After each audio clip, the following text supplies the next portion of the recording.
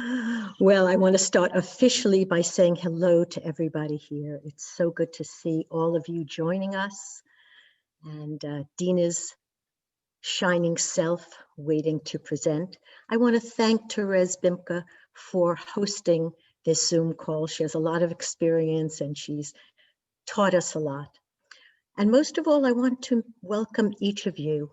I'm Donna Nisha Cohen, and I'm here to welcome you for the holistic health community. We're sponsoring Dina Falconi's presentation on food as medicine. I'm thrilled that you're all here and that Zoom is available. Who thought that a year ago I would feel such appreciation for Zoom? It's what's helping us remain in contact with each other, with family, friends, with most of all, community in these turbulent times. So let's take a breath together so that we can establish a coherent field of resilience. Let's notice how we are stronger together as a community.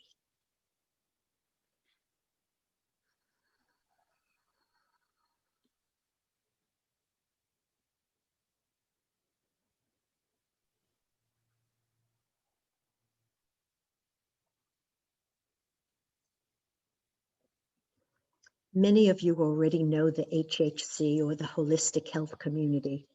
For the past almost 9 years, you've attended our free healthcare days, self-care classes, and special events at the Marbletown Community Center, as well as films at the Rosendale Theater, who we've collaborated with.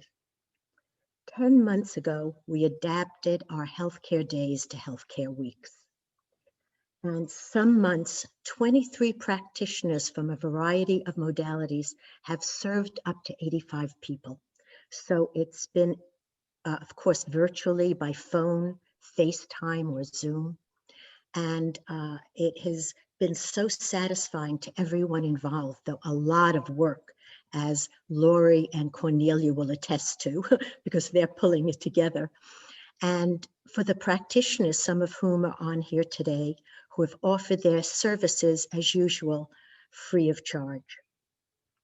We operate on the belief that unconditional love and support is the most powerful healer, that a person is ultimately responsible for their own health, their well-being, and that healing takes a team approach and involves the physical, mental, emotional, and spiritual aspects of a person's life.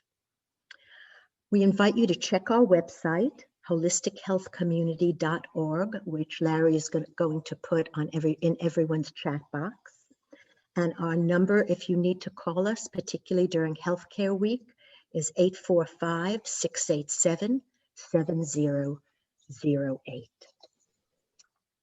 So, as I said, Dina is a shining light.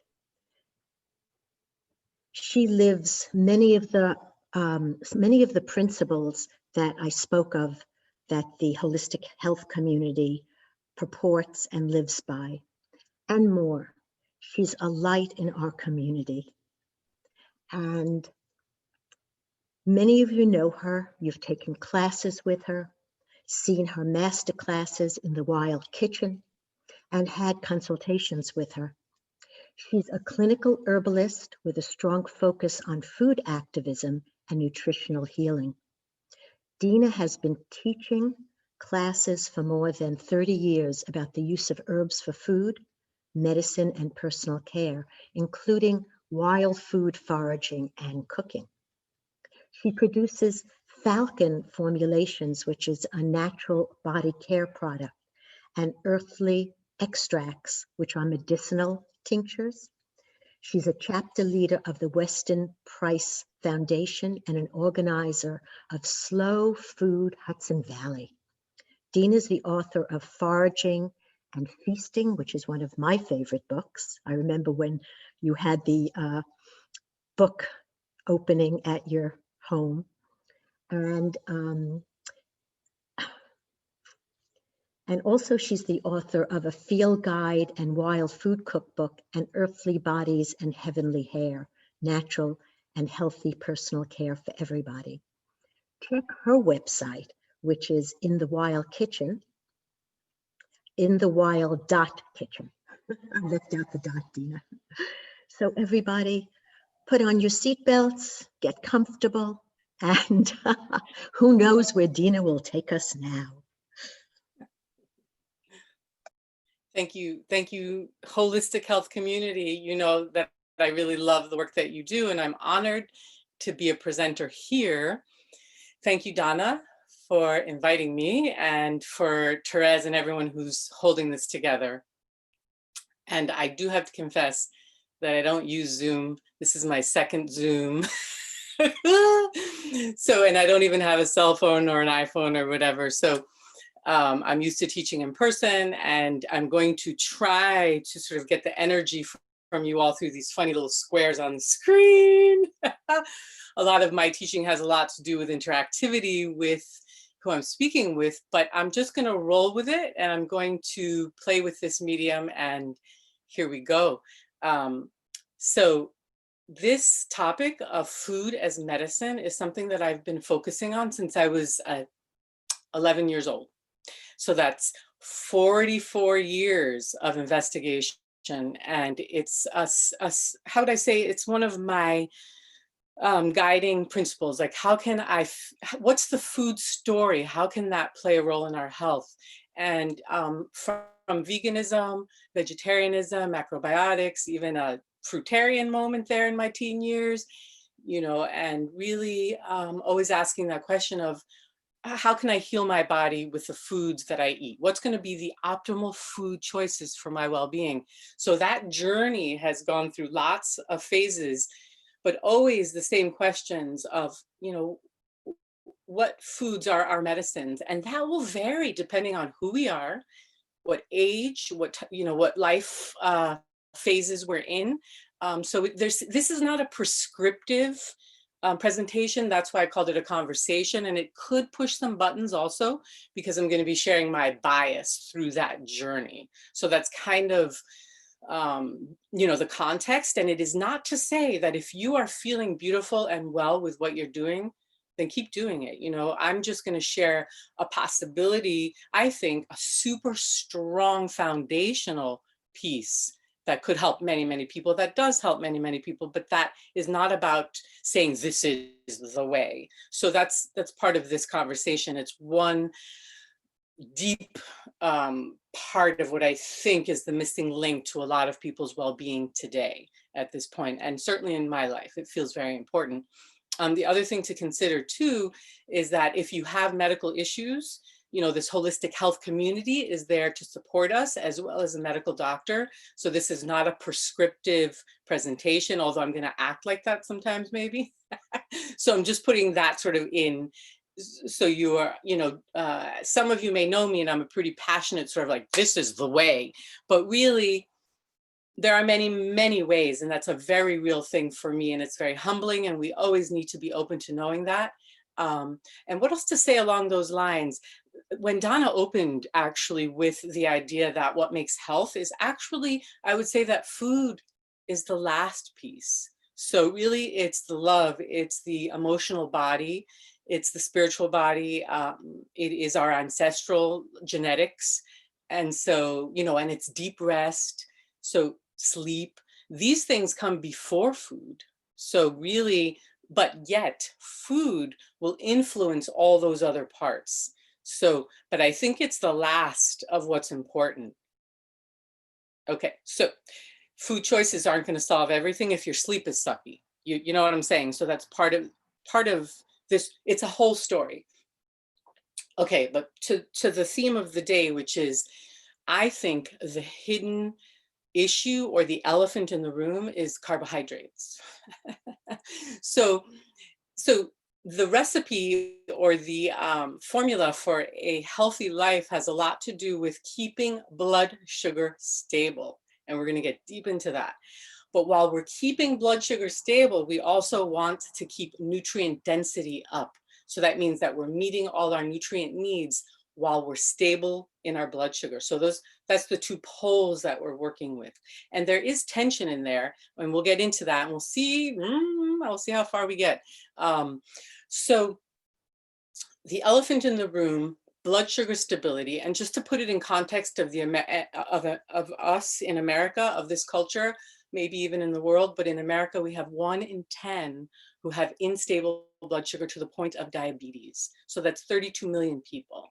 And then 1 in 3 are considered pre-diabetic. So blood sugar unstable, but not at the state of diabetes. So this is what I'm talking about, but it can be hidden, and it's not just diabetes that blood sugar affects. That's the end point. That's like where it's obvious.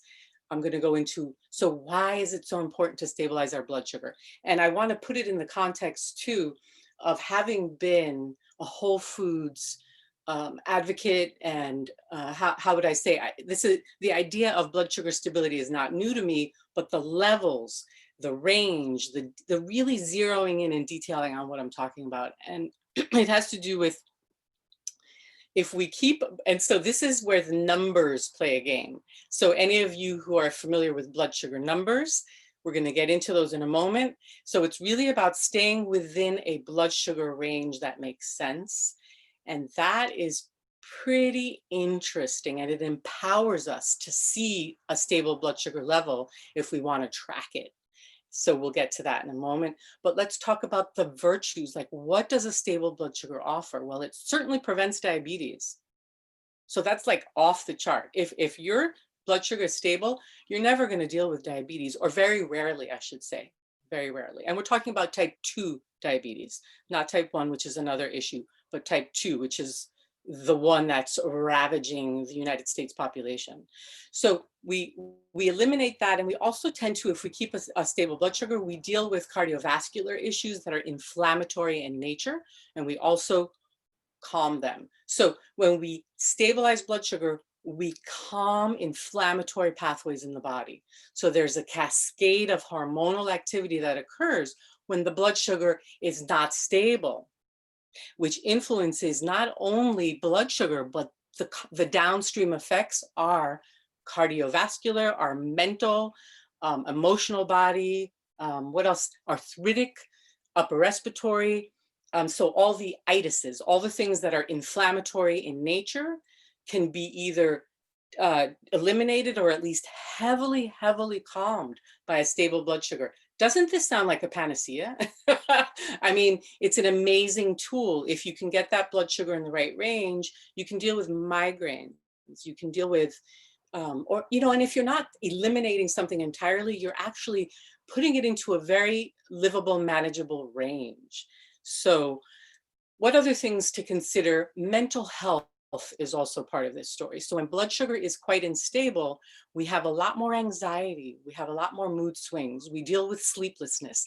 So the ability to stabilize blood sugar means you're going to stabilize your mood. You're going to stabilize the emotional body. So let's just think about what happens when your blood sugar is unstable. You are causing an inflammatory cascade of activity physiologically, which can have the results of causing anxiety, panic, agitation, irritation, hyperactivity, and then depression when the blood sugar dips. So it's really such a fundamental and basic concept, but we're not really literate in it in this culture, at least from what I see. So, okay, blood sugar stability and other things also, let's not forget sex and reproductive health issues. So when we are constantly riding a roller coaster of blood sugar instability, you also take the juice away from the reproductive health system. So your libido or your fertility or menopausal issues or PMS issues, or for a male, your testosterone strength, your libido, things drop down when you have this cascade, because what's it doing is it's robbing the body of the hormones or the precursor hormones that would feed the reproductive system. So we are stealing, it's called the pregnenolone steal, when you're stealing hormones from the reproductive system to maintain healthy blood sugar. The point is, you want to maintain healthy blood sugar without the hormonal activity by eating the foods that do that for us. So we're not causing body hormone. We're not what would you say, putting out the fire with an incredible amount of hormonal activity that we could do by choosing the right foods. I hope that's making sense. So, again, the piece to blood sugar stability is that you're going to have a stable hormonal response. So in a sense, you're available then to your sex hormones or to stress, so that if your blood sugar is stable, you're going to be a very powerful person to be able to handle that stress that comes to your life. That's another piece of it, because otherwise you're constantly giving all the juice to stabilizing blood sugar. So the stability of blood sugar is also working a hormone in there, which you know is insulin. And part of this big story is that blood sugar, for a lot of us, we can handle some blood sugar instability because we are insulin sensitive. We become insulin insensitive usually through age, through overconsumption of carbohydrates, through sedentary lifestyle. So there's lots of things. And at this point, we have a lot of insulin resistance, which is what causes the diabetic outcome.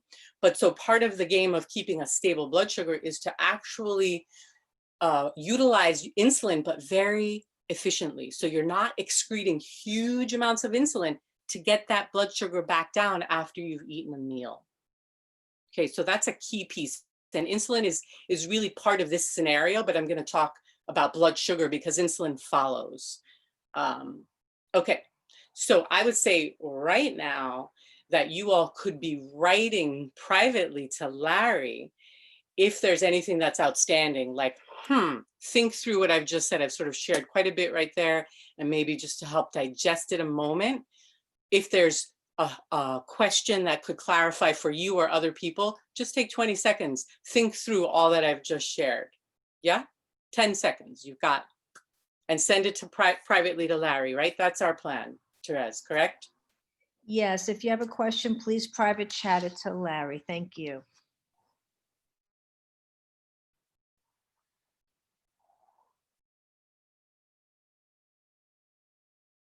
Your time is almost up.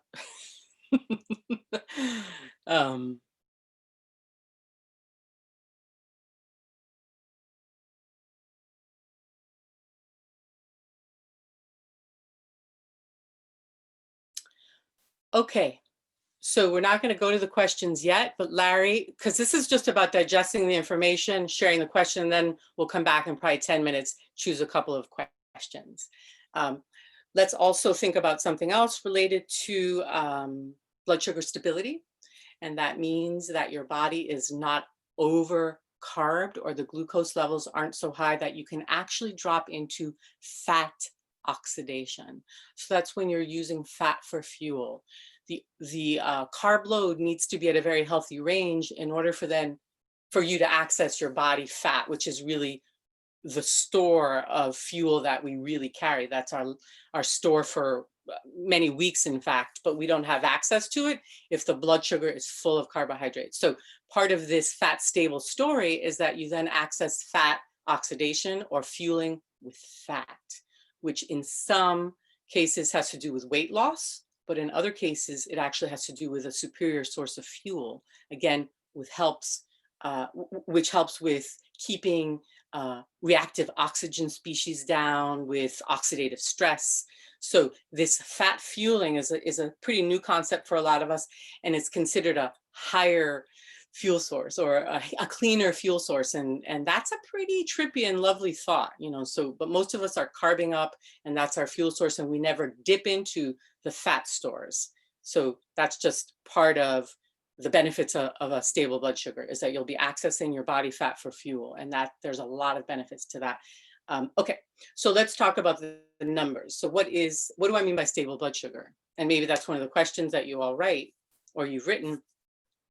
But a stable blood sugar means, and this is where some of us who aren't used to pricking our fingers and looking at glucometers might want to, if you really want to get it serious with this. But the range is that you're staying within a 70 to 100 blood sugar glucose range, 70 to 100. And that's really most of the day. And most people aren't there, but it's very easy to get there. And that's part of the goal here, is to give you some of how to do that. 70 to 100 is stable blood sugar, which means that you are not having an inflammatory response in your body. So you're feeling smooth, your blood is feeling good, you are feeling safe. The lion is not chasing you. When your blood sugar is peaking and dropping, there's a lion chasing after you. And this is a parasympathetic distressor, meaning you're in a sympathetic craziness, right? So when we stay to 70 to 100, what happens is your parasympathetic system can feel somewhat calmed. It's not in a stress chaos state. So the 70 to 100 is sort of the magic numbers, and it's a range, and some people might go a little lower and some a little higher, and you're still good. This is general. Now, let's say you eat some food. That's going to trigger a glucose spike, and those spikes should stay within a 20-point lift. So you're not going above 120. So see if you can create a menu where actually that's occurring, and then you know that you're in the safe zone of metabolic health regarding blood sugar stability, where you're not causing inflammation, where you're not robbing your body of the juicy hormones that would be involved with either sex or stress, you know, so you're staying in the right range with your blood sugar. So I hope that's clear. The blood sugar range postprandial related to eating shouldn't really spike more than 20. And then it should come down. And really the insulin involved with that story should be pretty mild. And again, I am broad stroking this because all of us, you know, are individual. So there'll be nuances for all of us to look at this. So blood sugar range. And also if you do track insulin, then you're looking for a fasting insulin range of 2 to 12. If you're bumping insulin above 12, you're probably dealing with some issues. There's a lot of inflammation. That's the downstream of that activity. Okay, so blood sugar stability in that range, and really that is somewhat of the game here. So we want to stay within that range while at the same time meeting our nutrient needs. So what does that mean, right? So there's the carbohydrate component, and let's also consider what carbohydrates are actually. Let's just quickly, I'm not sure who the audience is, so I don't know where folks are in terms of carbohydrate understanding, but a carbohydrate, there are many forms of carbohydrate, and the ones we're really referring to are the ones that are metabolized. So we're not talking about cellulose, which is a carbohydrate. We're talking about carbohydrates that turn into blood sugar. So that's going to be in anything that tastes sweet, anything that feels starchy in our teeth. So that's really all the, I would say that the carbohydrates are dominantly from the vegetable kingdom. That's going to be the grains, that's going to be the fruits, it's going to be the root vegetables, it's going to be sugar, it's going to be honey, it's going to be maple syrup, it's dried fruit. So you can assess even with your own body how carb rich a food is based on how sweet you perceive it and how starchy it feels in your teeth. Do you know what I'm saying? So, and let's just throw out another interesting point around carbohydrates. 1 teaspoon of sugar has about 4 grams. 1 teaspoon of honey has about 6 grams. This is of carbohydrates, pure carbohydrates. In the blood, like homeostatic blood reality, we have up to 2 teaspoons of blood sugar. That means 8 grams max of carbohydrate are allowed homeostatically to be in our blood. And beyond that, a crisis is occurring. And that's when we have this cascade of inflammatory response. Possibly, there's nuances in there. So we've got 2 teaspoons of sugar in the blood. So when you eat a meal and you're well beyond those 2 teaspoons, we've got to consider how far out you go, how much insulin you need to return back to homeostasis. And that journey is very individual for each of us. Some of us can eat quite a lot of carbohydrates, return very quickly without a lot of insulin. That person can handle carbohydrates. That's not most of us, but there are those that can. So that's a beautiful thing to know. That's why this is not prescriptive. There's a lot of variation. Most of us, and especially as we get older, we lose our insulin sensitivity. So we lose our ability to deal with carbohydrates well. It becomes difficult. And the more carbohydrates that we eat as we age, the less we use them well and the more havoc they can create. So for me especially, I mean, just to just reflect back, you know, I was a vegan as a teenager and my menu could be so super carb rich, all whole foods, of course, no empty foods, quote, no white sugar, white flour, but it was still rich in carbohydrates and I could handle it pretty well. So again, that's as a teenager who was a dancer, who was physically active 3 hours a day.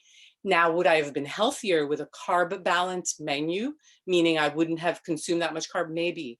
But just to say, all of us were on different journeys.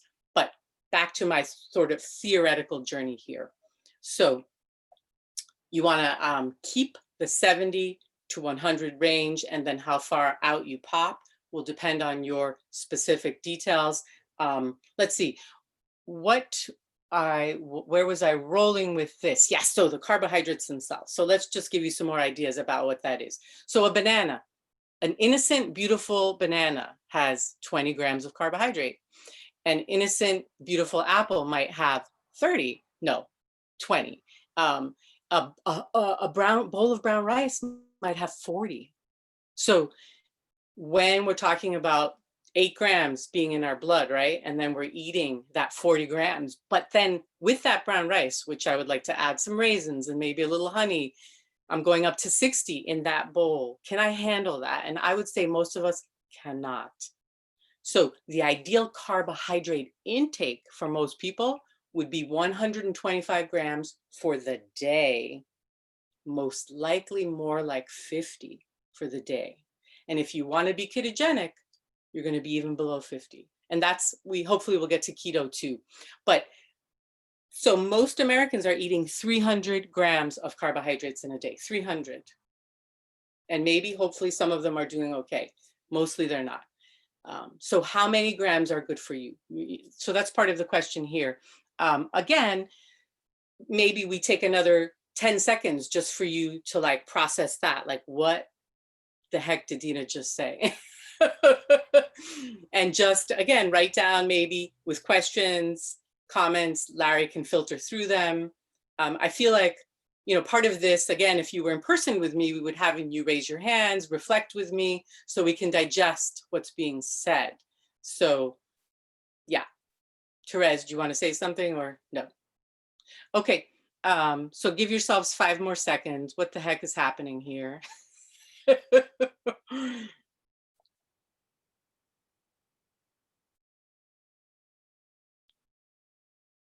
Okay, now another thing to consider is the nutrient density piece, right? And what does that mean? That foods that we eat actually feed us, not just fuel. So carbohydrates, don't forget, are only fueling our body, right?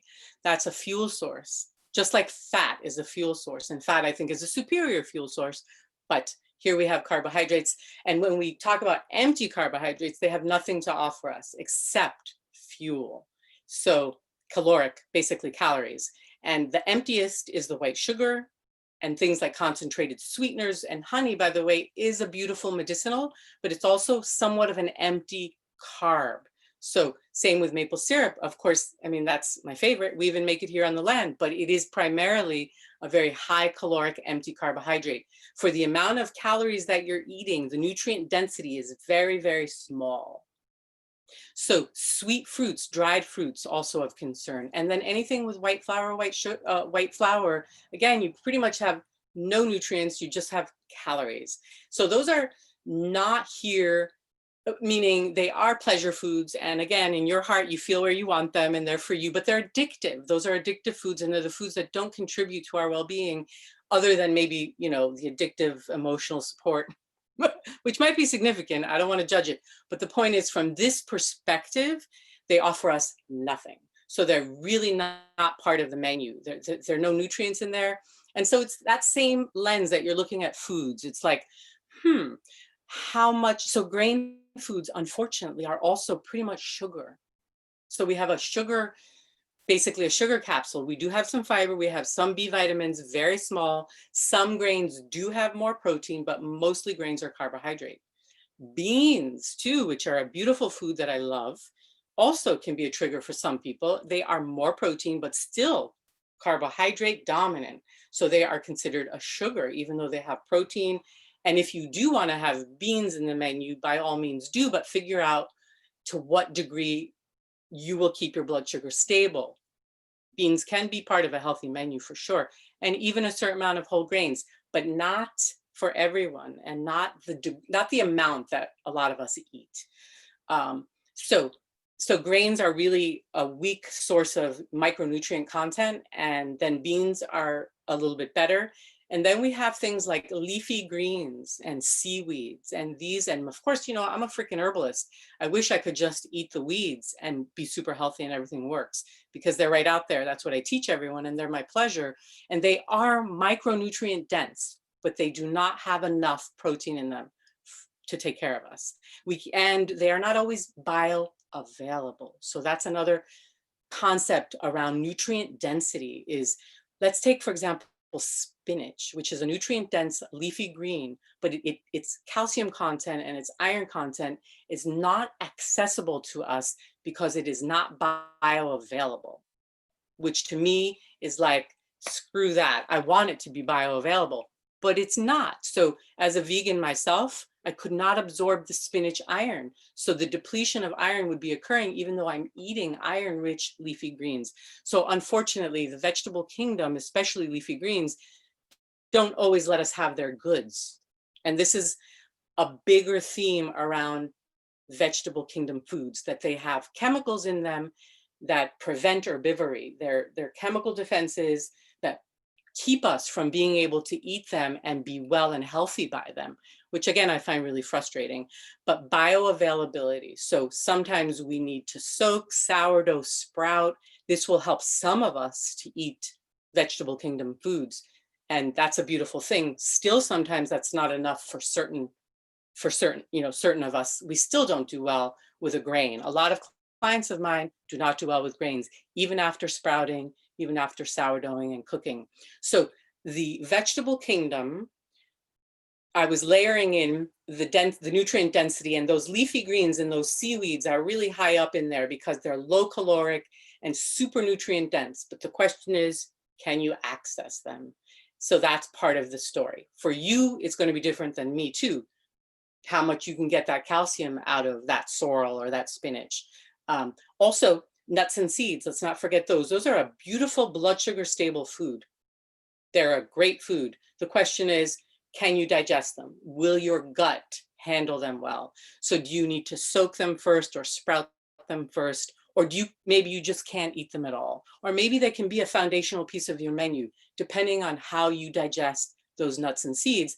Again, bioavailability, preparation, and your particular gut biome, your genetics.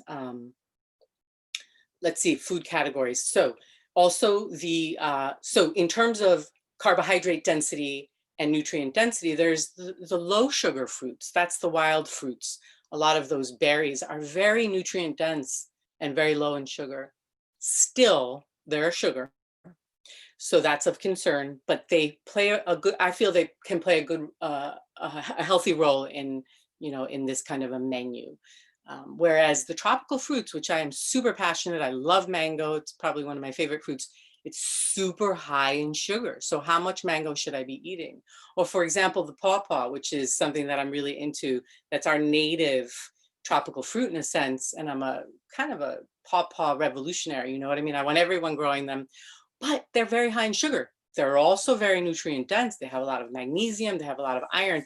But so that's the question, is how much blood sugar instability will that fruit give me while giving me the nutrients that I need to feed my body? So macronutrient balancing with micronutrient needs being met. Which brings me now to talking about macronutrients. Let's pull out a little bit and think about that plate. So we have the carbohydrate, which I want to say can be 0 for certain people I know, and somebody will be like, no way, Jose. Yes, healthy people can eat 0 carbs because the body creates all the carbohydrates that it needs. It's called gluconeogenesis. So the liver can create that. So don't worry if you want to go low carb or no carb, that's a possibility. I'm not saying you need to do that, but I'm just saying that's within the sphere of the conversation.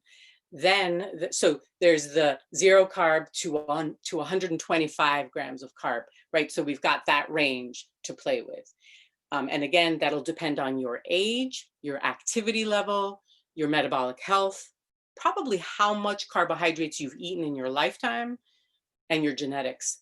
And then on that plate, part of what we need to make sure we address is protein. So in order to make sure you have enough protein, which is something too, I feel like all of us don't really understand, what's a healthy level of protein? And I'm going to throw out again a broad stroke of figuring that out. And what I suggest is called moderate levels of protein. If you don't have enough protein, you cannot build muscle. You cannot maintain your bones. You cannot keep your teeth well. Your hair is not well, your skin. You need protein, mental health wellness, protein, digestive enzymes. So protein is so critical for our well-being. And for somebody, let's say an average woman at 125 pounds, maybe they're 5'5", they're going to need the range of 80 to 100 grams of protein. A male who's 5'9", 165 pounds is going to need 120 grams of protein. Again, if someone is very active and they're using their muscles, they're going to need more protein to keep rebuilding that musculature. So protein is key, along with keeping carbs at the right level. Protein has to be there in order for everything to work right. And so there's a little equation you can play with, and it might sound a little confusing, but your height, you look at what your height is, and then you go to those funky old reference charts of the 50s, like what's your ideal weight for your height and your body frame, meaning are you a small frame, a medium, or a large frame? So you go to those reference charts and you see what your ideal body weight's supposed to be. And then you take that number and you multiply it by 0.75. And that will give you an estimate of the amount of protein you need to keep your muscular skeletal system functioning. Is that making sense? So I know there's a lot of numbers I'm throwing out at you, but I would say if you don't even want to deal with the numbers, the average woman who's around 5, 6, or 7 is going to need probably a minimum of 70 to 80 grams of protein. A man, 5'9", again, 110 grams of protein. Just throwing these numbers out at you. Again, because this is not prescriptive, but it's to give you the sense, because most people are eating around 50 grams of protein a day. And that is way too low to keep sarcopenia at bay, right? We need to keep our muscles and our bones healthy. And that has to do with making sure there is enough protein. This is not high protein. This is moderate and enough protein. So make sure that's distinct in your mind, because somebody will argue high protein is terrible. High protein is not our goal. It's the Goldilocks of protein. How much protein is good for you? Okay, so that's protein, right? And that protein is going to come from animal kingdom, vegetable kingdom, and the combination. And we'll get a little bit more about setting that plate up in a moment. The last macronutrient to consider is fat. Everybody's scared of fat.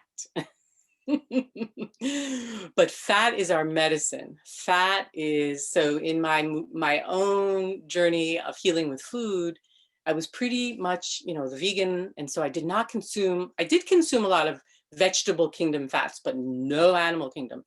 And those animal kingdom fats, and that's not necessarily large mammals, it can be insects, worms, seafood, shellfish, and mammals, eggs. That's where the sacred fats are that are pretty key to making everything work. So that's a micronutrient focus right there. That's in the fat soluble activators of the animal kingdom. And again, you don't have to be eating high on the food chain. You can go for insects, because that's what humans have done, either worms, insects, or beautiful bison, or whatever, the buffalo. So you have a big range. You can do sea, ocean. You don't have to eat land animals. But the animal kingdom, the fats are key here in what I call micronutrient fulfillment, and it's in the fat package, which is very blood sugar stable. So fat keeps blood sugar stable. It's your ally here. And it's also what's been cursed and pushed away. So there's a conundrum in there in our psyches culturally. But so I propose that the animal kingdom choices that you make are full fat. They have all of what they come with. So it's the skin, the organs, the bones. You're not eating lean muscle. That's not what I'm talking about. You're eating oysters, or you're eating, you're eating the full-on part. If it's an egg, you're eating that egg yolk. You're never just eating the egg white. It's critical that that happens. Okay, so protein in animal kingdom, whole food form, and then in nuts and seeds, they can also be fabulous. Nuts and seeds, again, if you can digest them. And then also if you can consume dairy, that's another wonderful choice. Whole, grass-fed, full-fat dairy. Not for everyone, but for a lot of people. And when it is good for you, it's excellent. So that's, again, that's the question. And I would suggest that it's grass-fed, raw, organic, full fat, not homogenized. So you're not dealing with the food industry food. You're connecting direct to a farm to find your food sources. That's a huge part of this. Or you're hunting it, or you're gathering it. So I'm mimicking that ancestral food way. I'm going back and thinking about it that way, but it also is what we want. So we want to have a chicken, if we're going to eat that chicken, that has the skin on it, that has seen sunlight, that's been eating bugs and grass and all of that. And so that's what's in that. So bioavailability and nutrient density are two parts of this. And the nutrient density comes from how your food is grown. Has that soil been fed? Has that soil been regeneratively treated so that what grows from it feeds either us humans who eat it, or the animal that eats it, and then we eat that animal? Pretty key piece. So I'm going through a lot right here. But micronutrient density related to animal kingdom foods, related to protein. This is all back to protein, right? To fat. I skipped around back to fat. We're fat. So you're not going to get protein without fat. It's usually together. So that's part of my thinking. It's moving around. But so back to fat. So let's say you want to think about how many fat calories you're going to eat. Is a lot, because you're not eating a lot of calories from your carbohydrates, and the fat is what's replacing it. And you're going for that wild style animal kingdom fat plus avocado plus nuts and seeds plus whole dairy plus really high quality coconut oil or good organic ghee or butter or olive oil. I would say the fats come from those sources, and then they make up more than the majority of your calories. So, but an avocado is mostly fat. Nuts and seeds can be dominated by fat. An egg is more fat than anything. So really you're eating whole foods in vegetable and animal kingdom, and that's putting you into this category once you've reduced your carbohydrate level. So I hope that's making sense. Let's pause for a moment again. Maybe you can digest what's being said. What the heck is Dina saying? What questions might be coming up? And let's then maybe go to the questions at this point. And yeah. That's perfect timing, Dina. Wonderful. Okay, so we're going to ask Chriso Baccock, Mary Waldner, Elizabeth Gross, Lori Stewart, and Diana Celier. Sorry if I'm mispronouncing anybody's name. Can you please raise your hands digitally? And that'll enable us to find you. So that's Chriso Babcock, Mary Waldner, Elizabeth Gross, Lori Stewart, and Diana Celier. And if for some reason you're having trouble raising your hand, we will look for you. So I see Lori Stewart's hand. So let me find you, Lori. I'm gonna go to gallery view. There we go. Okay, great. So Lori, I'm gonna ask you to unmute, and perhaps you can activate your camera as well so we can see you. You can go ahead and unmute yourself now. There I go. You have to give me a minute. Okay, there you go. Okay. There I am. Hi, everybody. Hi, Dina. Hi. So my question, and I think you're covering more of this as we go along. And probably towards the end of this, you'll also be answering more of my questions. But I've always thought of myself as a healthy eater.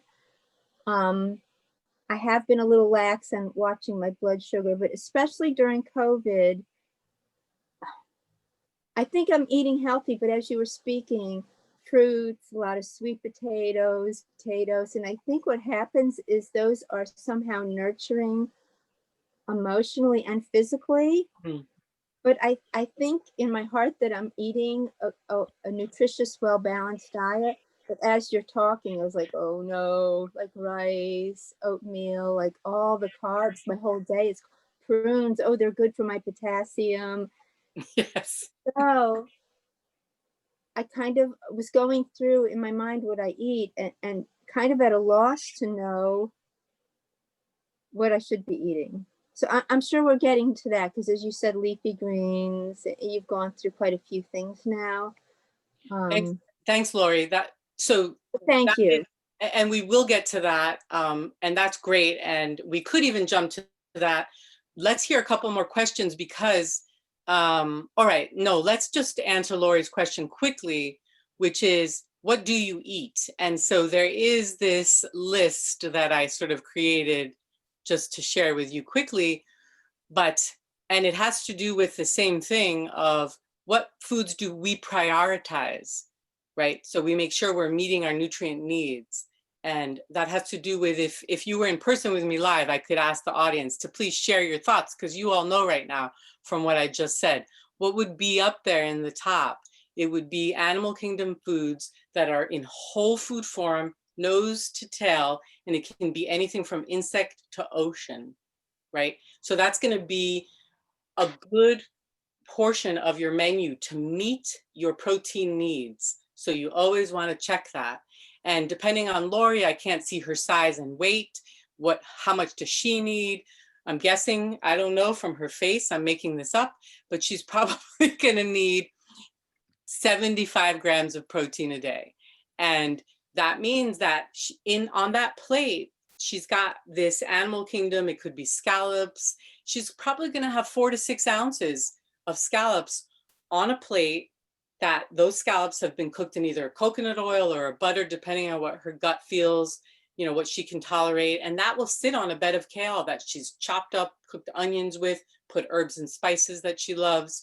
That sits there. If she still needs a little sweet potato, she could have a quarter of a sweet potato, but it's not the dominant thing on her dish, so that her protein needs are met, her micronutrient needs are met, and that sweet potato will give her some beta carotene, some potassium, but it's mostly sugar. So what that scallops cooked in a good amount of some kind of fat she likes with that kale that's also got a good dressing on it. She's crushed up some pistachios and sprinkled them about. Maybe she has a side dish, a finely minced red pepper with a little bit of daikon radish that she puts tamari on, sesame seeds, whatever. This is her menu. And all of a sudden, everything is actually in balance. Right? So that's an example of a low carb plate. If she was pushing to go ketogenic, she would remove that sweet potato, and that's about it. She could then become ketogenic. So it's really that easy. You wouldn't put in a lot of, so I'm not sure how Lori's age is and how much her insulin resistant is.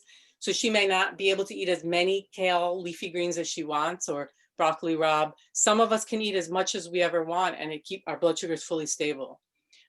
Some of us get triggered and our blood sugar still pops up beyond a healthy place, but I mostly don't think so. But anyway, so that's the idea. That's one version. Does that help, Lori? Yes? Oops. She says yes. Okay. Okay, shall we go to another question? Yes, let's go to Elizabeth Gross. And Elizabeth, if you would activate your camera, if that's possible for you. Great. Oops, and let me unmute you. Go ahead. There we go. Okay. Hi, everybody that I know. And hi, Lori. Dina. Hi, Elizabeth. Hi. As you know, I'm forever asking questions about this topic. And my question today, I have several questions, but I want to keep it brief. So you're talking about what the individual needs as varied. You're saying this person's going to need this thing, this person. How do I actually figure out what level is right for me? I know that intuition and how my body feels after eating is going to play a huge role, but if I want to really do this correctly, then do you have any recommendations for how I actually go about that process? Yes. So first of all, we could eliminate the need to track blood sugar by staying within the categories that I just shared. Essentially, you eat the leafy greens, you eat the whole animal kingdom. Once you start bringing in too much fruit or anything that tastes sweet and starchy, then you need to track blood sugar. If you don't use a lot of sweet and a lot of starchy, you don't need to track because you're pretty much in the game, meaning your blood sugar is nice and steady. But let's say Elizabeth wants to know how much sourdough bread can she really eat before her blood sugar goes in a place that's not well for her. She would need to track it with a continuous glucose monitor or with a finger pricker. So it's really about using biofeedback through tools that then you invest in. When I work with clients and just speaking in general about it, you don't have to go to that extent. You will be safe with the food choices that I've shared. But if you want to know how far you can go, and then the other question is, what's a healthy blood sugar range for Elizabeth, right? So the question would be, if she eats sourdough bread, how high does she spike? And if she's spiking well above 20, maybe she shouldn't eat that level of bread. If she's spiking hardly, man, you know, you're good, Elizabeth, then you're good. You can have that bread. So that's part of the question.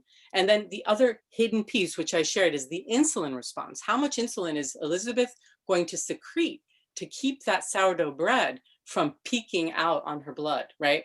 So that's the hidden person, and that is not self-doable. You can't do that at home, whereas the glucose monitoring you can, and it's super cool. And if anybody's really interested in this, you know, it's a fun game to see where your blood sugar is when you wake up, what, you know, after you've eaten, where it is, half hour after you've eaten, and so on, and you track. And it's a little bit of a pricky problem, you know, it hurts a little, but otherwise it's quite interesting, I think. Yeah, so that's how you would learn. It has to do with your own biofeedback ability to read glucometers and that kind of thing. Or you can say, no, I'm not going to eat a lot of those starchy or sweet foods because they are already just, you know, that they're going to trigger a blood sugar response. So, but the question would be, how far can Elizabeth go? And I understand you want to learn, go for it, you know, get one of those blood sugar glucometers. Okay. Great, thank you. All right, we're gonna go to Mary now. Mary, please unmute yourself. Let's see if I can find, oh, there you are, asked to unmute. Okay, Mary, see if you can unmute yourself now. There we go. And if you can activate your camera, wonderful, thank you. Hi. Hey, Dina, I had a question about fiber because you didn't really talk a lot about it. Can you hear me okay? Yeah. Okay, good. When you calculate all this stuff, because grains seem to work, certain grains, I haven't eaten gluten in decades, but like teff and quinoa and things that have a lot of fiber, I just wonder how you calculate that, if that offsets any of the carbohydrate issues. And right, I had heard that. So yeah, it's a great question, and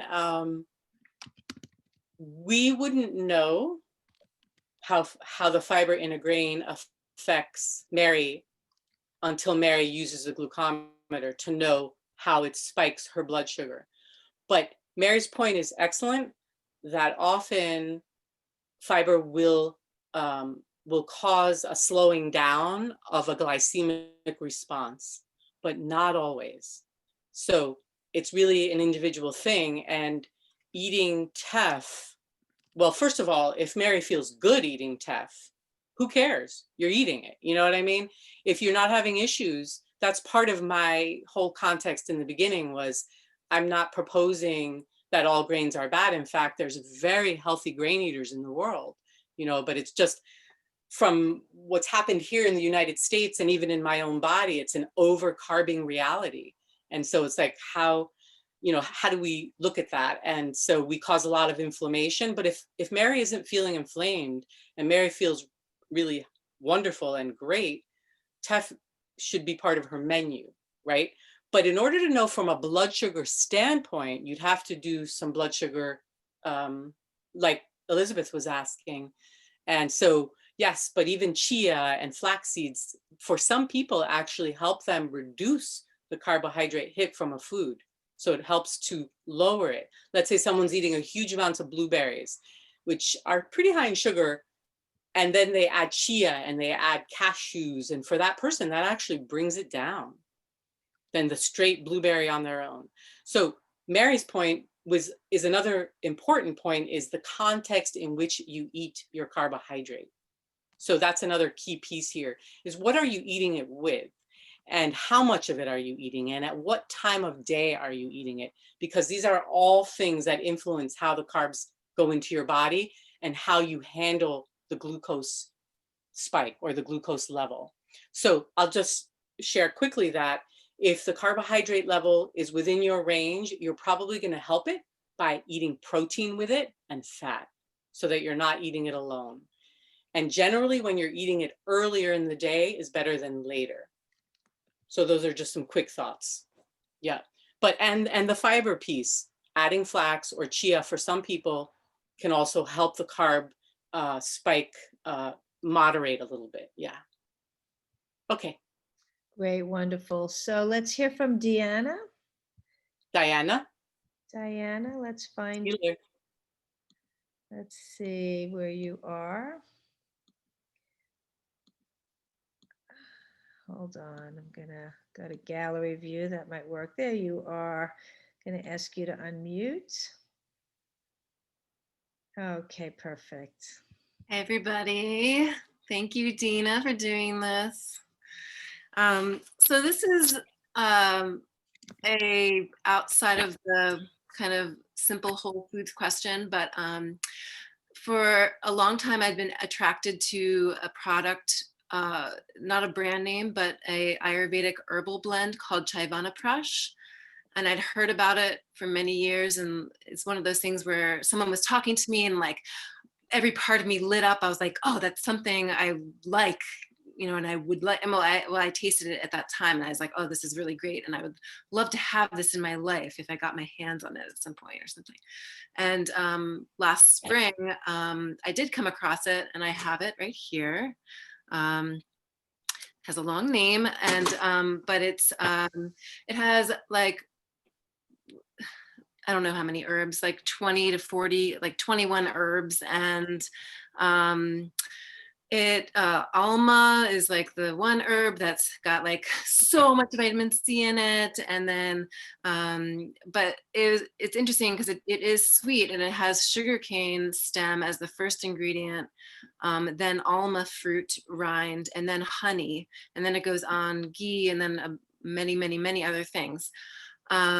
I got this from somebody who I trust, her decisions on, you know, where she would sell me this product from, but I don't know where it was grown and I don't know, you know, what if chemicals were used or not in the production of this.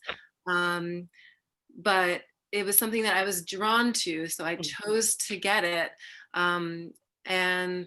But it has sugarcane stem as the first ingredient, honey is the third. What do you think about this? Well, hi, Diana. And I know you have a sweet tooth. Oh, not so much, but yeah. I love savory. And I also have a sweet tooth, and I know what you're talking about there, and it's super satisfying. That's a really nice product. You know, it's a Ayurvedic, what would you say? It's a traditional Ayurvedic prep. And So the concern around that is how much sugar is actually, what are you taking? Is it a teaspoon or a tablespoon dose? What's your dose?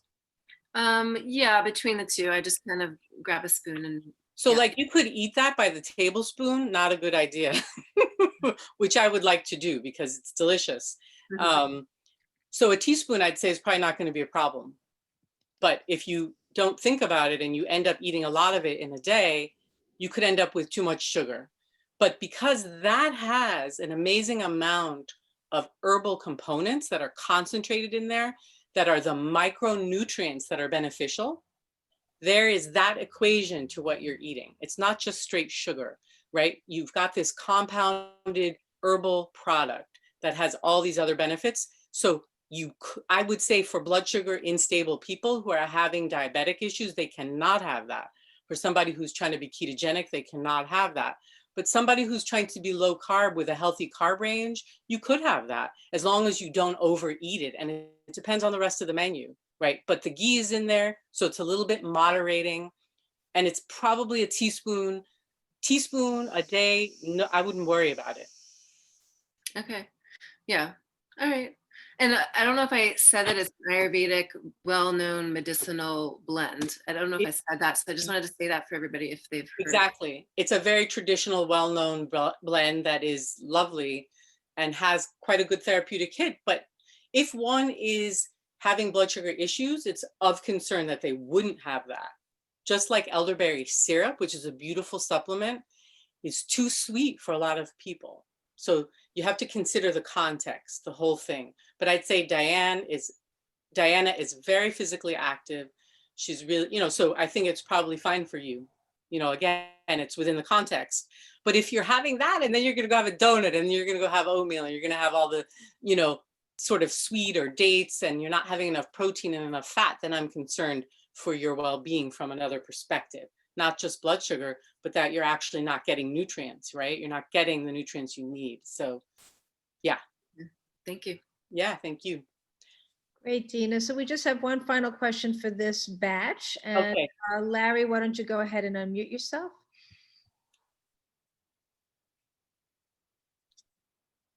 Dina, Chriso asks, how quickly does food that we eat metabolize into our blood sugar?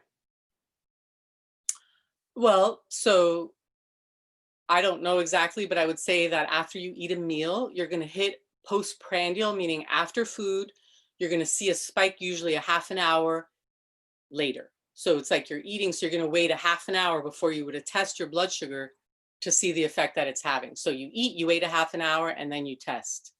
Then again, it's complicated if you eat for 3 or 4 hours because it's a food orgy. It's a beautiful thing. And then when do you test? I don't know. I have to confess, I love eating. I love food. If you know me, I'm going to eat for a couple hours. So when do you test? But Christo's point is, it's a good point. And if you were to be tracking your blood sugar, you're going to wait. You complete the meal and you're going to wait about a half hour after that before you test blood sugar spike. All right, so let's move into a couple of other quick thoughts. Yeah,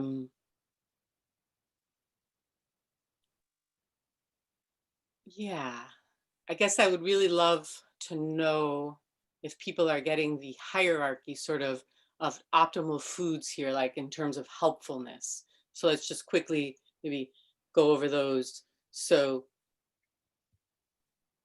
allies are foods that keep blood sugar stable, and that's going to be the animal kingdom foods, whole form, not lean, leafy greens, nuts and seeds, fatty animal kingdom, fatty vegetable kingdom, like avocados are fabulous here, whole full fat dairy. Milk, by the way, is a carbohydrate and could throw some people off, but it can work for others. So we've got seaweeds, leafy greens, whole animal kingdom foods, low sugar berries, nuts and seeds, and then the beans come in. How much bean can you eat?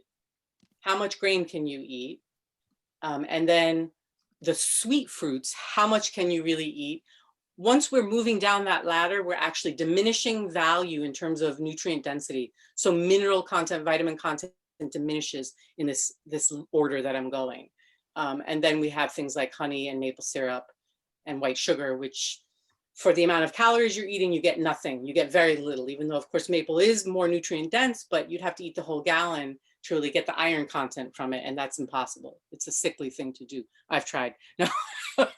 But the idea is, you know, that nutrient density, right? So nutrient density has to do with optimal nutrient dense foods have to do with keeping blood sugar stable while meeting our nutrient needs. And then we look at the macronutrient balance once again, and protein to the right range, the Goldilocks range, 15% usually of caloric intake, of optimal caloric intake. That's 15% protein. And you're going to have perhaps 15, depending on what kind of carbohydrate intake you want, you can go from 5 to 10% carb. That's in the low carb keto realm. And then you can go all the way up to 25% if you want to do low carb and you can handle the level of carb. That's going to be in the 125 grams of carb. So that's in percentages. And that's kind of the plate, the low carb plate to the keto plate, right? Okay. Other things to consider regarding health in terms of food, and this is a rule that doesn't relate to carbohydrates, but metabolic health in general, is that you're eating to 80% capacity. So you're not overeating. You're eating to where it's almost like you give your gut the space to digest the food. And this is not an American habit. It's not the habit I was raised with. You eat till you can't eat anymore. That's the game, you know, that we do here in this culture. But how can you, you know, just ask that, am I 80% full? Can I give myself, can I say no? You know, some of us are really good at that and others are like, yo, I'm gonna keep eating. And then you cause quite a lot of havoc. And that also is metabolic issue. That's an issue related to blood sugar stability as well, because overeating means over caloric intake, often from carbohydrates, which can cause havoc. So that's part of the scenario here, the 80% full rule. And then there's this question that always comes up in this optimal, what are optimal foods? It's not a food, it's a frame. What's the window in which you're eating? You know, everybody's talking about intermittent fasting. Well, this is basically just old school. You don't eat all day. You know, you choose when you can eat that makes you feel good. So you choose your window of eating. And by not eating all day, you're also reducing the metabolic inflammatory pathways, especially if there are carbohydrates in the menu. If there are not carbohydrates in the menu, then you can get away with eating probably a little more frequently without causing these cascades. But the idea is, what's your ideal eating window? And I would propose that most people are good within a 10 or 8 hour eating window. Some people are good in 6 hours. So hopefully everybody's understanding what that means. You don't want to be eating, wake up, you sleep for 8 hours and you're eating for, what is it, 16 hours of the day? Is that right? Does that add up? Whatever it is. The idea is that you're eating in a window so you can actually rest metabolic functions and give energy to other parts of your body, other functions of our bodies. What about metabolic windows though? A concern that I have with clients is they need to be able to eat all the nutrients that they need for that day. So if your metabolic window is very narrow, you have to be able to consume the calories and the nutrients and the protein, the micronutrients within that very narrow window. And that's pretty important. So, and if you take 10 hours to eat, perfectly fine. I don't have, you know, I'm just saying also that you can gain a lot of metabolic health by reducing that eating window, but you are making sure that you're meeting all your nutrient needs. And if you need a bigger window, then you use it. So the eating window piece, what else to say about, yeah, so this is another big thing related to optimal food choices, is what foods are toxic, toxicity in food. And that can mean what foods, what are the foods that you're eating? I mean, do the foods that you're eating have chemicals in them? And the chemicals, so let's talk about chemicals in food. And a lot of you already know you want to be eating organic. You want to be eating no glyphosates, no pesticides, no herbicides, synthetic fertilizers. You don't want those in your menu. You don't want those in your food. So you're going to try the best you can to do that. But chemicals also, toxicity also is back to that vegetable kingdom reality, is that the vegetable kingdom has chemicals that fight us, right? So that there's toxicity in the vegetable kingdom. So that's to be also considered. Can you handle the oxalates in leafy greens? Can you handle the phytates in nuts? Can you handle the protease inhibitors in certain legumes? So this is endogenous toxicity of the vegetable kingdom, which is very real and needs to be considered. So you could have an ideal food for someone else, but you cannot digest that food. It has chemicals that trigger big issues for you. So that's toxicity in food related to how the food is grown, but also related to the food itself. And then there's the other component, which is allergenic responses. So these are bioindividual allergenic responses. So somebody, that's a tricky one, especially working with clients, because they can have an issue with the Brassicaceae family. It's triggering a thyroid problem. It will cause thyroid issues for that person. So the Brassicaceae is kale, it's cauliflower, broccoli, all these beautiful foods. But this particular individual will have a response to that particular food group, to that family of vegetable. So the personal, how would you say, idiosyncratic allergenic response is very, very real. And that's where also we need to learn for ourselves. Somebody who's eating teff could feel really great. Somebody else could make them feel really, really horrible because they can't handle, it's a personal allergenic response. And also dairy. Dairy can be an ally food and can be a horrible food. It depends on the person. So the grains, the dairy, the animal kingdom foods too, somebody might have a real issue digesting beef, and they do not need to eat beef.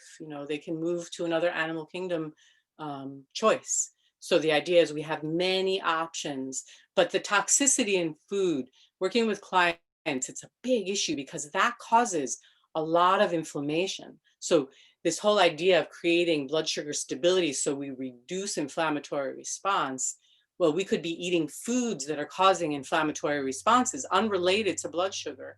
So that's another layer, another lens to look through for our own optimal food choices. And I can't really answer that through this, but I just, point that out, that it's a pretty important piece. Okay, so there's another interesting concept, and I'll quickly share it. It's called hormesis. The hormetic effect. Hormesis. So what is this? It's basically when you stress the body just enough that then the downstream effects are actually positive. And even exercise can be that way, where you're causing some sort of stress response and then you actually have a downstream positive metabolic effect. Foods do that too. So so again, there's the toxicity. It comes into this toxicity conversation that, for example, oxalic acid or oxalates are actually considered helpful when dealing with cancer, but too much oxalates and they can cause havoc in the body. So it's a question of that small dose can trigger a downstream positive effect, but in the larger dose, you're actually pulling calcium and minerals out of your body. So hormesis, I just put that in there because as an herbalist, a lot of what I do with plants and helping people heal has to do with the hormetic effect, where you're giving a very small amount of a particular herb. And if you were to give much more of that, it would be a horrible situation, but the amount you're giving is actually it's a bit of an irritant that then causes a positive response. And it's the same with the vegetable kingdom. A lot of people think antioxidants and pigments, bioflavonoids, those are all actually quite toxic things. Essential oils, these are all very toxic. In large doses, they would kill us. But in these small amounts, they actually have downstream beneficial effects. However, there's a few, or maybe more than a few, who have negative effects in general with them. and they don't want them. So that's part of, again, the optimal food choices. The nuancing is like, how much of a bioflavonoid can you handle before it actually doesn't help you? So as an herbalist, I don't like that. I just think you want it, I don't want to be concerned with phytochemicals, but they're a real thing. And they're actually they help us heal, and they also have potential to be burdens and to be problematic. So hormesis. Okay, and let's move on to, okay, I want to talk about nutritional ketosis or ketogenic menu. And then I do want to pull out some more menu ideas about how to create those carb healthy plates. Like, what does that look like? A couple more of those. And then we're going to go to some more questions. But so nutritional ketosis is the term that I use. That's from a man named Dr. Stephen Phinney. He coined it. And it's something that it's a state of metabolic, how would I say? It's a metabolic state where your carbohydrates are low enough that you're actually producing ketone bodies. So that might be a new term for a lot of people, ketosis and ketone bodies. And that level of carbohydrate typically needs to be 50 grams or less for folks to be able to produce ketone bodies. If you're eating a lot of carbohydrates, the body is blocked from producing ketone bodies. The body is in a crisis state to get the carbs down, and it's not going to give ketones. But let's say you're in that 50 grams or less, you're producing ketone bodies, and the ketone body that I'm going to talk about is beta hydroxybutyrate. That's called BHB. Now, I have to confess, I have been ketogenic for almost 4.5 years, which means that I'm crazy.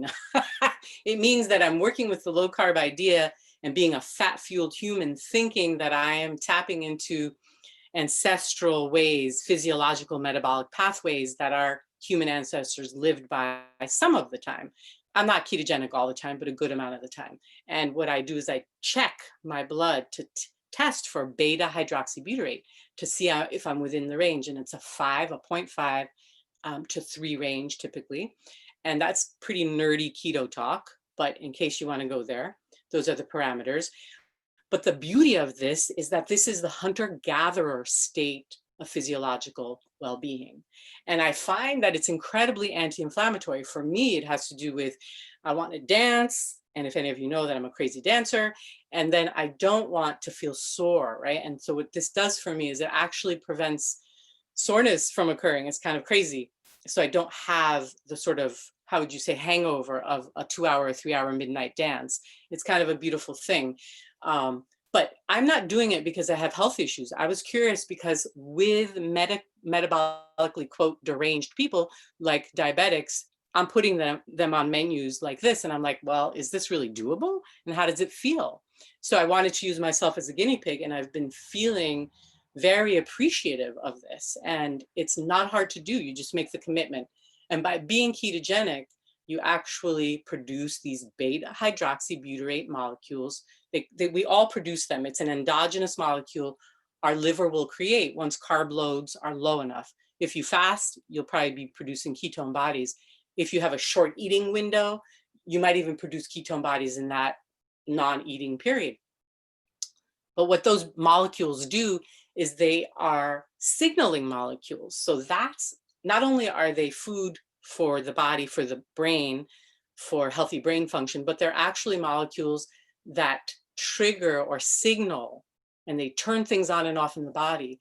And that is a crazy sounding thing, but it's an amazing thing. It's what they do is they will cause anti-inflammatory responses. So they're your endogenous antioxidant, anti-inflammatory chemical pathway that you can turn on and off with something like this beta hydroxybutyrate that's inside us. And we tap it by bringing carbohydrates to the level that allows our bodies to produce it. So that's a lot, that's a mouthful. And it's also contentious because people also feel like, it sounds crazy. No, we're not talking about ketoacidosis, just so you know. That is a dangerous state. We're not talking about starvation ketosis. That's also of concern. We're talking about nutritional ketosis. That's where you're keeping the macronutrients that I was talking about earlier with you all. You're keeping them in the range where you are feeding your body deeply with all the nutrients that it needs, but you're not carb loading it. So the fat is allowed to be used for fuel. And in that process, you produce ketone bodies. So your fatty acid metabolism, you're fueling with fatty acids and with ketone bodies, but within the ketone body reality, you have this signaling molecule activity. That's pretty amazing. So just to put that into this conversation, okay, so what else to share? Let's go into menus. Let's go, so it's like, what is she talking about? Let's put this on a plate, a little bit more of a plate. Let's talk about what this looks like. And so it could be where, again, you're choosing a leafy green that feels good to you or a non-starchy veg. And, you could do cabbage related family, you could do escarole, lettuce family, Asteraceae family. So, but that's really kind of like your plate has that as the basis, as long as, again, that you're not allergic to those foods. So that's of concern.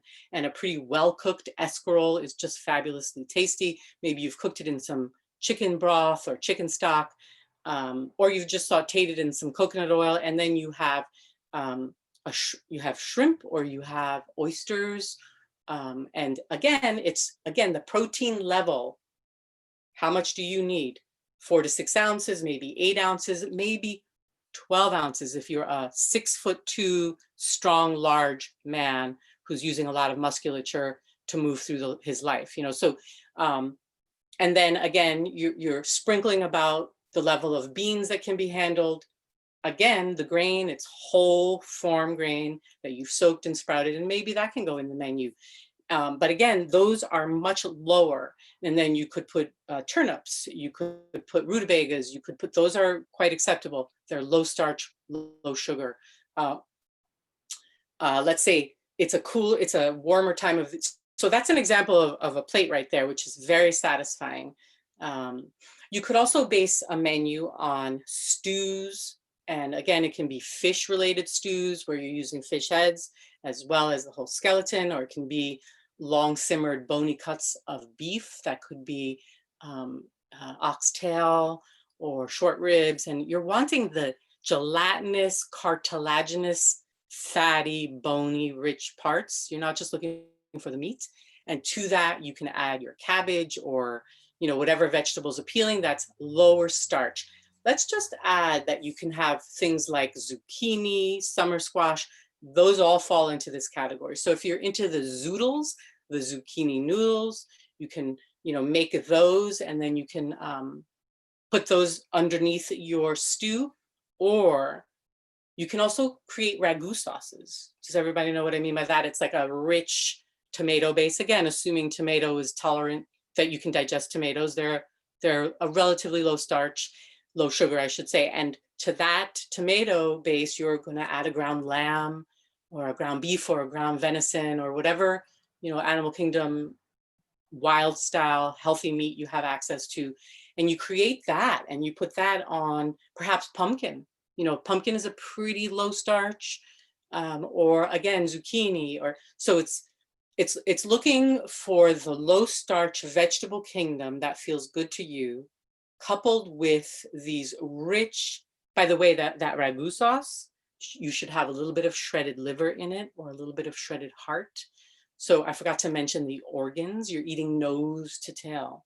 You're not eating a huge amount of organ, but you're flecking that in to this ragu sauce. So what that ragu sauce is going to meet your nutrient needs. It's going to be a crazy, nutritious sauce that's also blood sugar stable, right? If you put that on pasta, it's probably not going to be good. So the question is, though, how much pasta? Can you handle any pasta? And what's pasta offering in that menu? Absolutely no nutrition, but pleasure perhaps, and lots of sugar. And so, again, this meeting, this conversation is just about educating ourselves. So we want the pasta. Okay, then understand what you're doing with that pasta, knowing what it's offering you, and that it's really, yeah, it's a fueling source without nutrition. And that's the area that I don't like, you know, that's not micronutrient dense, that's not blood sugar stable, generally. Okay, so let's see, other things quickly just to throw out. When it's a hotter time of year, you know, the wild greens for me are just amazing. They can be the basis of your salads. And again, you can, if you're a dairy eater, you can shred, you know, a good hard sheep cheese on there, a couple hard-boiled eggs. You have a perfect meal. That's blood sugar stable, nutrient dense. Put some good olive oil on that, good Celtic sea salt, you are set. So other snacky type things, a round of cucumber, put a piece of avocado on that, sprinkle some salmon eggs on, and a little bit of dulse. And you have an amazing snack there that is completely blood sugar stable and very nutrient dense. Again, the pestos, not with the pasta, but pestos and wild green pestos with good nuts and cheese. Again, if you're able to eat cheese, that's a very nutrient dense, blood sugar stable sauce. You can also put things like anchovies, remove the cheese and go more with small fish, and you puree that like an anchovy, and you have these like a walnut anchovy parsley sauce. There you have a lot of nutrient density with a very blood sugar stable hit. So let's see if there's any other quick things to add in terms of menu and nutrient dense plates. I really like meatloafs, and that again, you can use what animal kingdom works for you. Usually it's a mammal, and then you're going to put flecks of some organ in there, like ground up liver or heart, not a lot. You're not eating bread or grains in this meatloaf. You're going to add maybe more vegetables. So, and even a cabbage actually is a beautiful way to create your meatloaf, and it works really well. And then you can serve that meatloaf with shavings of Parmesan. Again, you're looking for, that's nutrient density, looking for the full fat cheeses. So you have a, you know, again, it has to do with how much you can digest those foods if they're right for you. But if you can, that's a blood sugar stable way to eat. Okay, so I would say, let's open to questions again, if there are any more questions. Yes. Yeah, let's take, yeah, this next chunk of time for questions. Great, wonderful. So we're going to ask Mary Jane, Betty, Peggy, and Janice to raise your hands. And as they're doing that, we are at 5:30, so we're just going to be mindful of the length of the questions, so Dina has time to get to everybody. And Dina, while people are raising their hands, there was another question about, could you talk a little bit more about safe solutions for non-meat eaters, safe proteins without animal products? Is that also non-dairy and non-egg? Don't know. Yeah, safe I'll without animal products for non. Without animal products. Yeah. So it's hard, and I think it can be done. You have to be super meticulous, and you're focused, and you hopefully can digest nuts and seeds well, because that's going to be predominantly your menu. So the avocado and the coconut oil and the nuts and seeds really are the fatty blood sugar stable part, and then beans can come in, and grains probably can't come in because your carb load is pretty high already. So it's a tricky menu, but you can have a lot of leafy greens, a lot of seaweeds. I do work with some vegans, and it's difficult. It's difficult. And I do have concern. I had been a vegan and felt that, you know, for many years, a hardcore crazy vegan. And I felt pretty zealot myself about it. And yet deficiencies can really occur.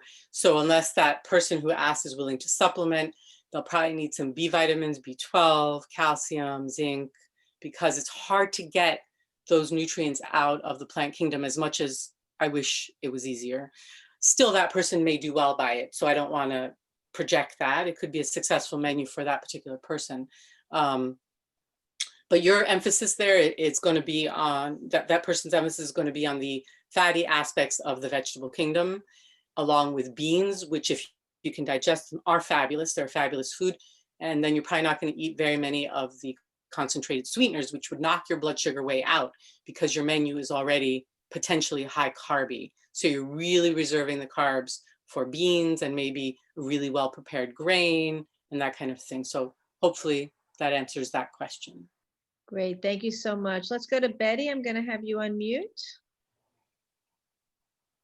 Yeah, hi, thank you. Hi, thanks, Dina. Yeah, I'm just wondering, I am gaining weight in midsection for the first time in my life. Always was very lean through my torso.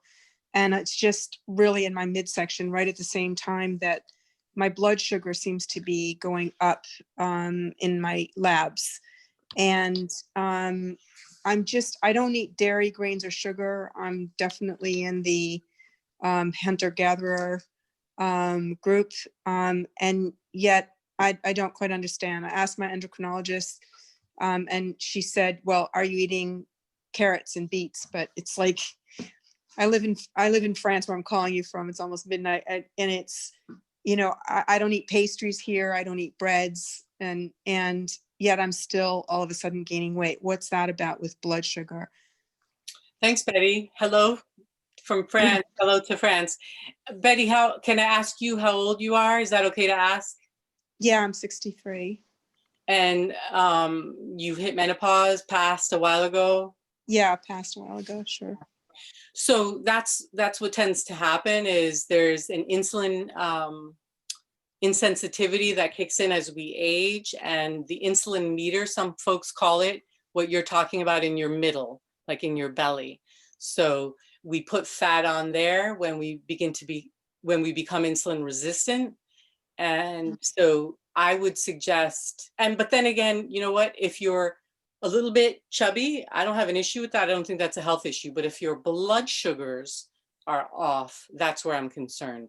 Like, I think for women, being a little chubby, it's a beautiful thing. That's not a problem. It's a question of if it's a product of blood sugar problems. And that may be what's happening with you because your labs are coming back funny.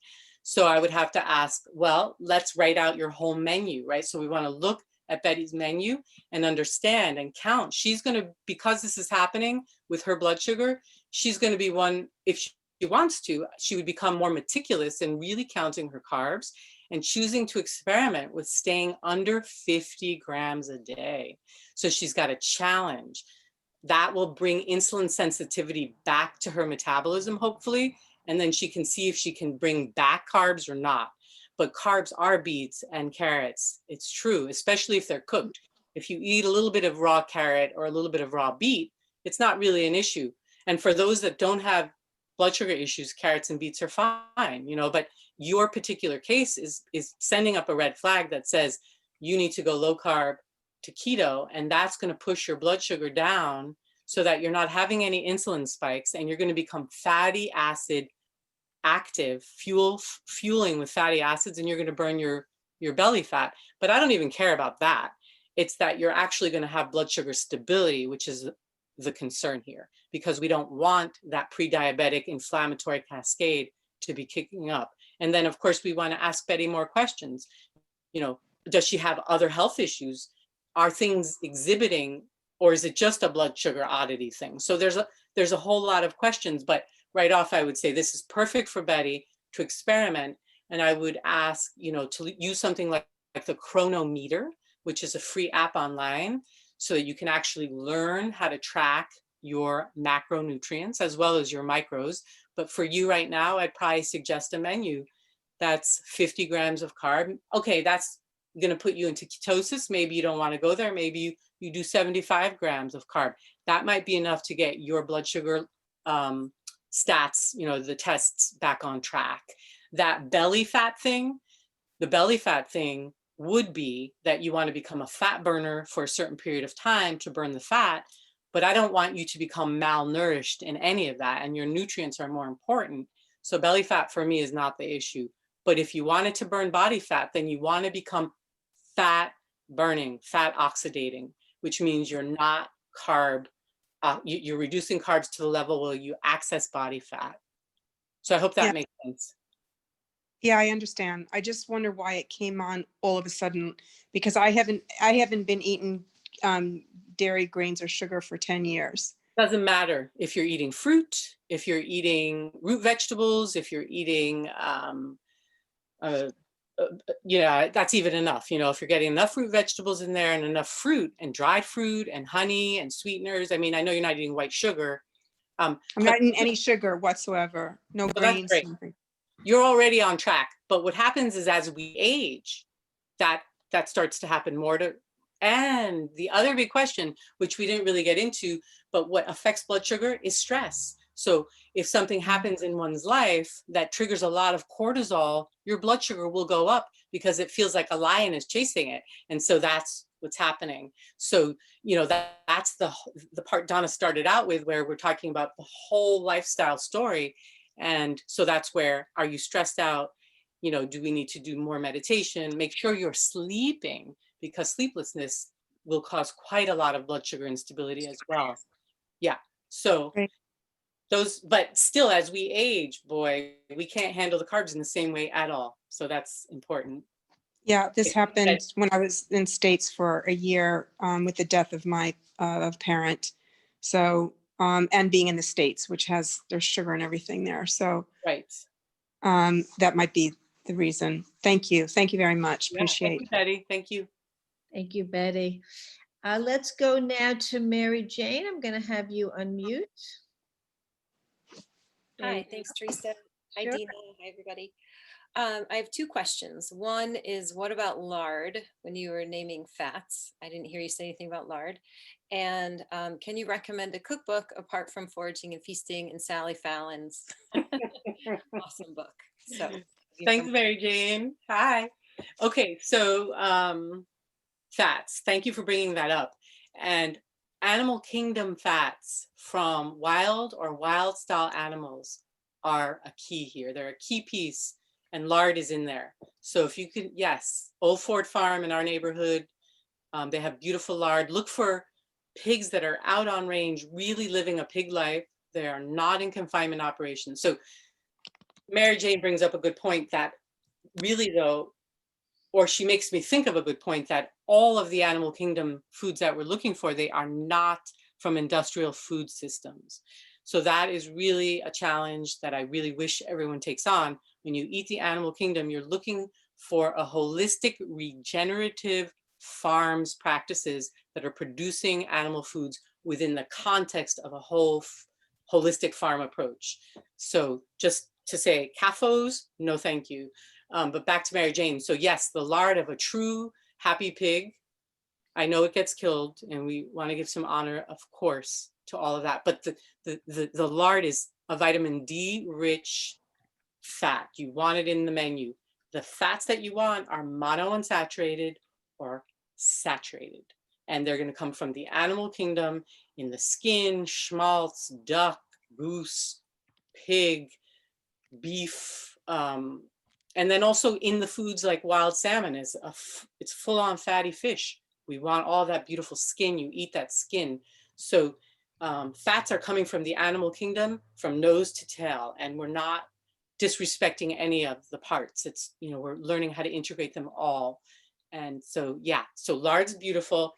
And then in terms of a cookbook, so my cookbook, Foraging and Feasting, and Sally's cookbook, Nourishing Traditions, those are great books.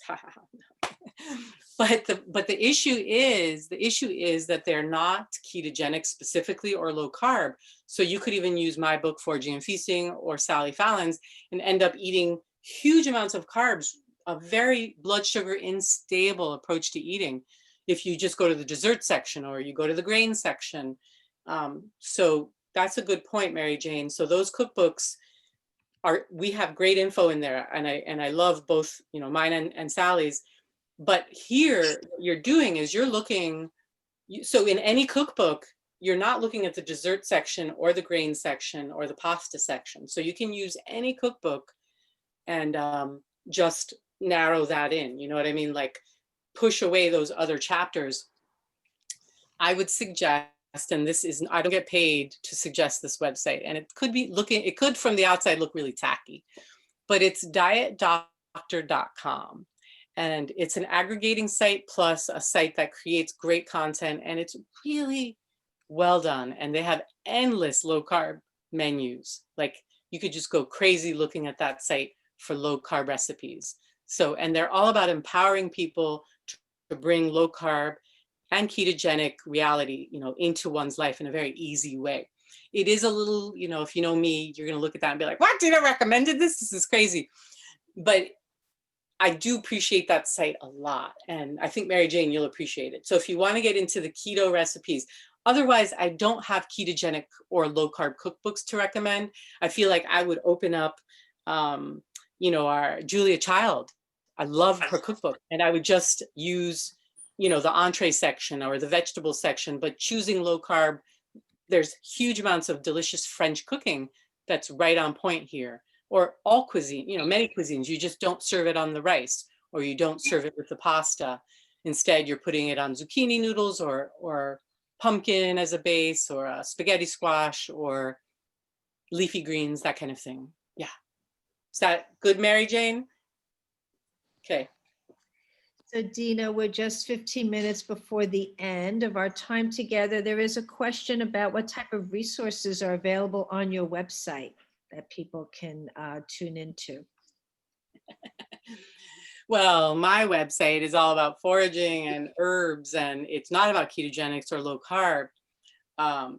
Again, the In the Wild Kitchen is really to inspire you to get out there and meet the plants.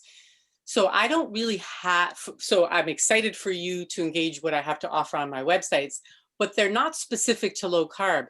In a way, this presentation, I'm sort of revealing this other aspect, which I do more privately with clients and with herb students that I teach, like in herbal schools. So it's something that, and because I'm passionate about it, and I feel like it's an incredible tool, this low carb question, the appropriateness of carbohydrates in a menu. So you're not going to find it on my websites. Sorry, but my websites are amazing. Do check them out. Actually, www.botanicalartspress.com. That's the publishing website with great info. It has a food blog on there and a foraging blog. And then Dina Falconi YouTube is a resource for you to learn plants in the wild, and some cooking stuff happens there too. But regarding this food as medicine in terms of a low carb lens, I'm not addressing that on my websites right now. Thank you. So I don't know how you want to use your last 15 minutes. Do you want to tie this up or take any further questions? I think we can take one more question. One more. Okay, Shelley, I'm going to have you unmute. There you go. Okay, can you hear me? Yes.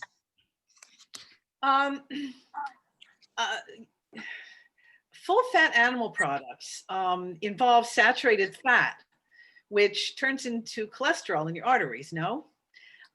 So I'm confused about that, since I've been buying non-fat yogurt and non-fat everything and taking the skin off my chicken. Yes. And now I should be eating it.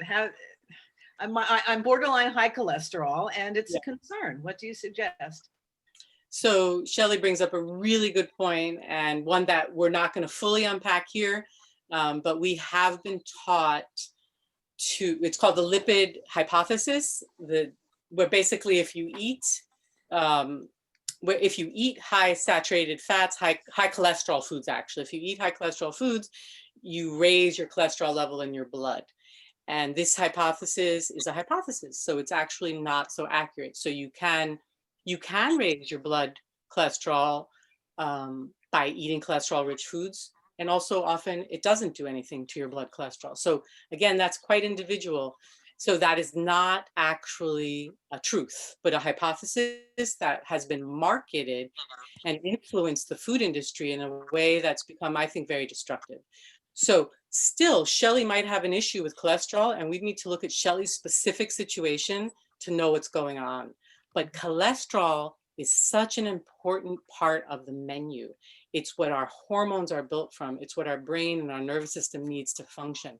All our cells make cholesterol. We are a bag of cholesterol.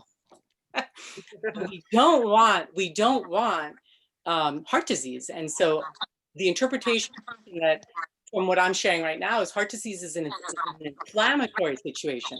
It's not a saturated fat situation. So it's really, and I suggest, really, again, the Diet Doctor site has some great info on this. There's also David Feldman. He's a crazy researcher regarding cholesterol, and he explains cholesterol in a really interesting way.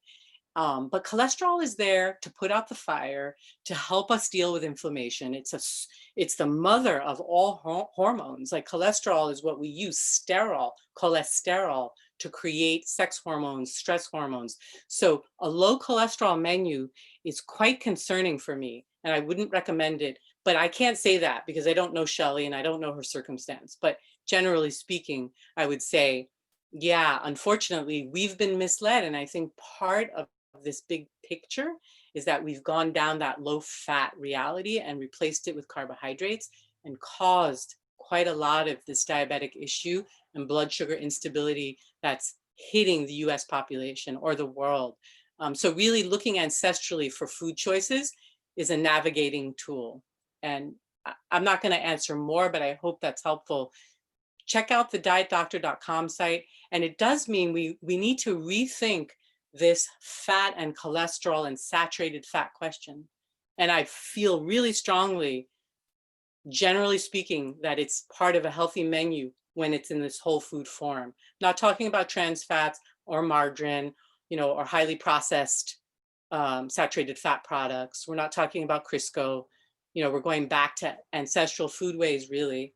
So, and if you think about the Maasai, I always think about them. Their cholesterol intake was so high, and they had a 160 on average, I think, which is a pretty low cholesterol. And they only ate cholesterol, but their blood cholesterol level was 160. But they were a meat and blood and dairy eating, a full fat dairy eating culture, and they had no heart disease. So, there's so many ways to discuss this, but thanks for bringing that up because it is a concern that needs to be unpacked. It needs to be explored. Okay, so we have 10 more minutes. Yes, Janice keeps raising her hand. So let's do a Janice moment. And I think Therese needs to unmute Janice. Janice, where are you? Let's see if we can find you. Can you raise your hand, please? Oh, there you are. You can physically raise your hand. Okay, great.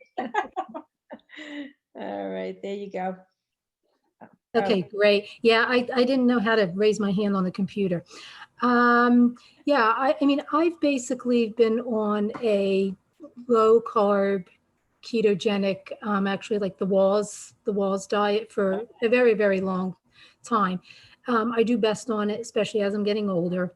And I was always concerned about, because it's such a limited diet, diversity is not really great there.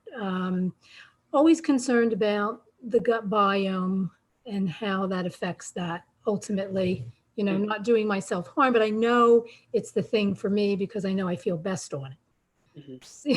So. Yeah. So Janice is speaking about a type of ketogenic diet that's, it's called the Walls protocol, I think WAHL, Walls. Yes.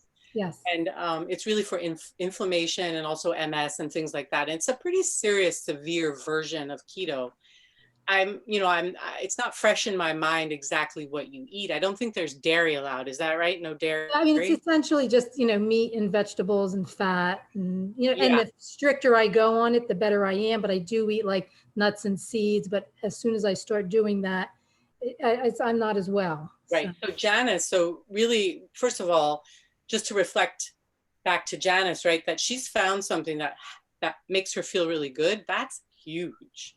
So we want to just honor that. And Janice needs to acknowledge that right off, because that's the key, right? And then we have all of these other things, which are important to check in with, but often there are these broken records about what about fiber? What about this? But if she's eating animal kingdom variety, full fat with organs and bones and all of this stuff, and she's got a very broad variety of vegetable kingdom choices, because usually you're eating huge amounts of veg on walls.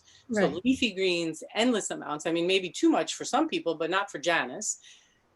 And you are probably more nourished than anyone on this panel. You know what I mean? Anyone here, because you're eating only the foods that supply nutrition.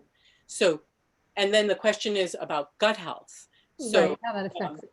how it affects it. And I would say that if you're pooping well, you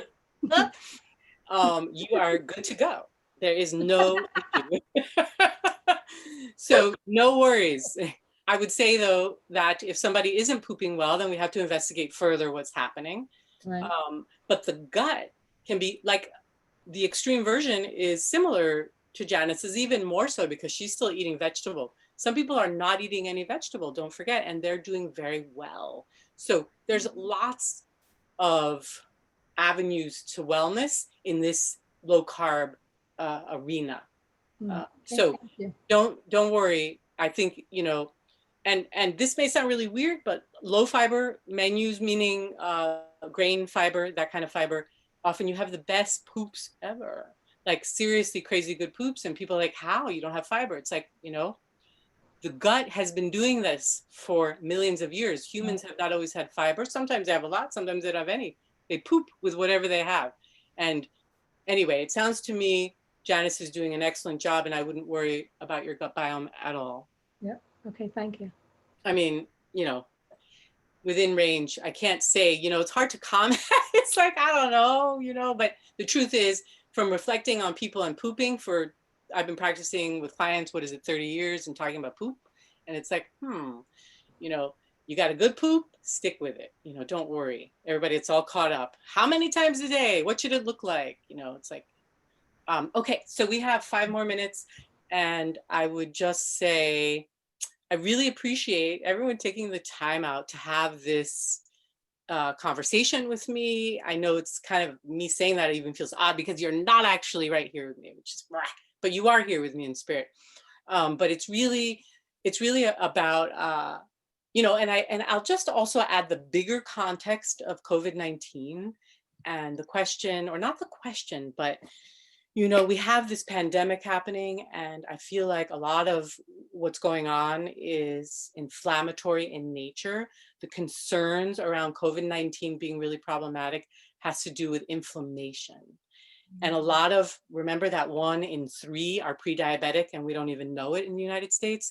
So could it be that if we helped to give blood sugar stability, that we would create a more resilient, we as the host of a virus could handle the virus more easily. So my concern is that we've become a much more unhealthy population. And so something like COVID-19, which perhaps is maybe more aggressive coronavirus, but still, if we were a healthy population, we wouldn't have the crisis maybe that we have, or to the degree coronaviruses always kill, influenza always kills. But the question is, the crisis that's occurred is not so much, there is a virulence to it, but it's also who we are as the hosts. So part of my wish, and Donna asking me to do this was like, well, she said, Dina, do you want to do a presentation? Maybe you should talk about foraging and do your foraging and feasting. And I'm like, yeah, that would be amazing. But I feel almost like the power to stabilize our blood sugar is it's being called up right now as a people, as in the world.